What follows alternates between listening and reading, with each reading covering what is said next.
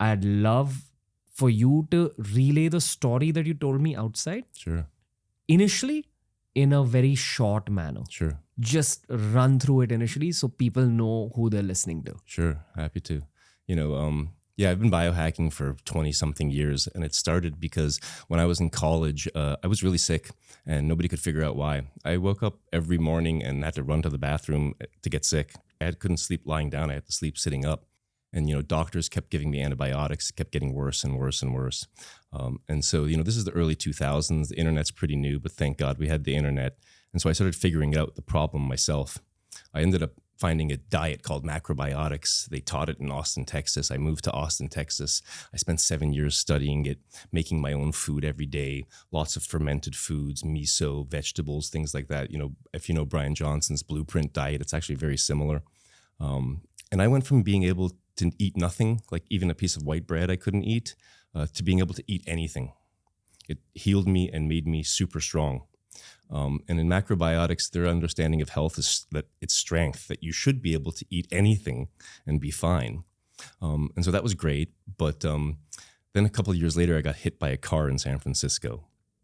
I was a skinny 32-year-old. I had to crawl off the road before another car ran me over, lie on my back, call 911. And I spent most of 2009 in the hospital. I lost half a kidney. I lost 6 inches of intestines. I have a 12-inch incision up my belly. Couldn't walk, couldn't stand up straight.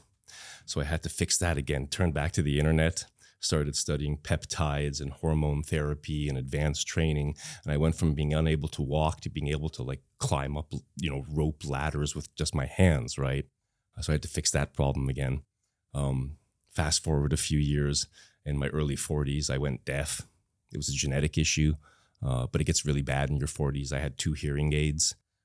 And again, they told me this is just life. It happens to some people, but I wasn't okay with that. And so I had to figure out the problem, go back to the internet, diagnose the problem myself, find the best surgeon I could find to fix it. Went and had a surgery, had the bones in my ears removed and replaced with titanium ones. And then I wake up from surgery, my ears are stuffed with cotton, and he's whispering in my ear and I can hear him, and I just begin crying. I've been a musician my whole life, so going deaf was the craziest idea ever. And then to wake up from surgery and immediately be able to hear again, it was pretty crazy. You can hear me really well. Surgery just finished, and I'm just whispering right now. You can hear me? Congratulations. Are you happy? Yeah? Is that why you're crying? Okay, good.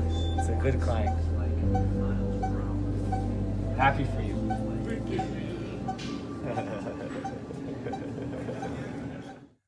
And that went well. And then earlier this year, I kind of joke and say, if you think those things were bad, earlier this year, I got fat for the first time in my life, which was kind of crazy because I've always either been skinny or in really good shape. But, as you age, your metabolism changes, and it's kind of inevitable in a lot of ways. And so I was in Honduras at Vitalia, which is like a network state where they can do different things and do experimental medicine and stuff like that. And I was there again with Balaji and Naval and Brian Johnson. And they have a clinic there that does this genetic experimental gene therapy, where they basically take what are called plasmids, or like naked strands of DNA, and they genetically re-engineer them and they inject them in you. So I am basically, this is why I call it like Captain America tech, right?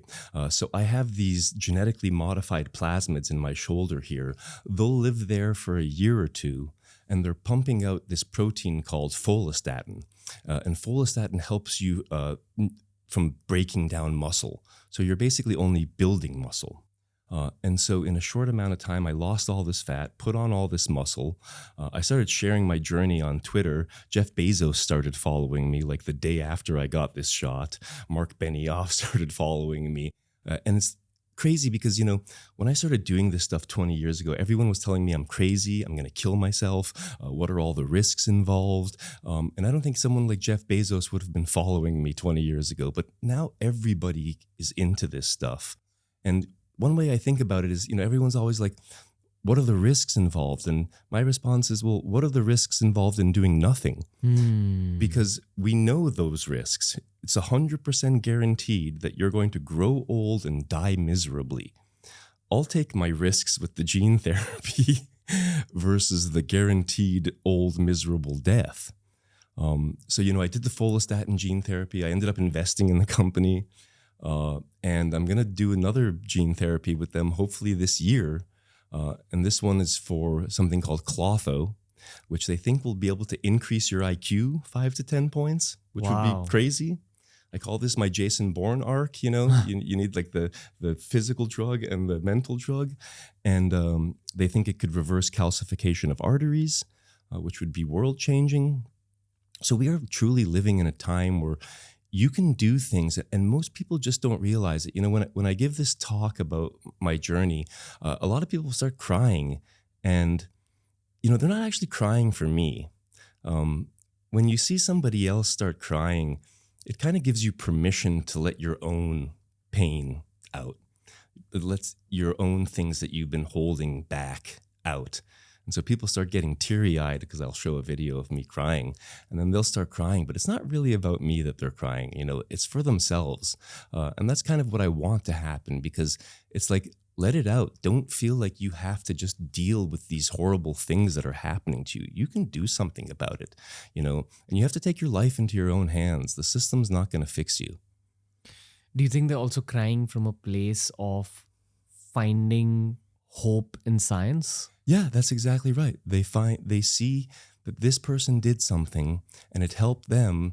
I'm waking up and I'm hearing again and I'm crying tears of joy. It's not tears of sadness, right? I go from deaf to hearing in a 1-hour surgery. And so, yeah, they start, that feeling of hope fills them up. They're like, oh, and they come up to me afterwards and they'll be like, oh, my dad's going through this, or I went through this. And I realize I got to go do something about it instead of just letting the system tell me that, oh, that's life. Right. Things happen. You have the internet. You can learn anything, Hey, if you enjoyed today's clip, make sure you check out all the other clips we've uploaded on this channel. You'll find a clip related to almost every single topic, as long as you're willing to search for it.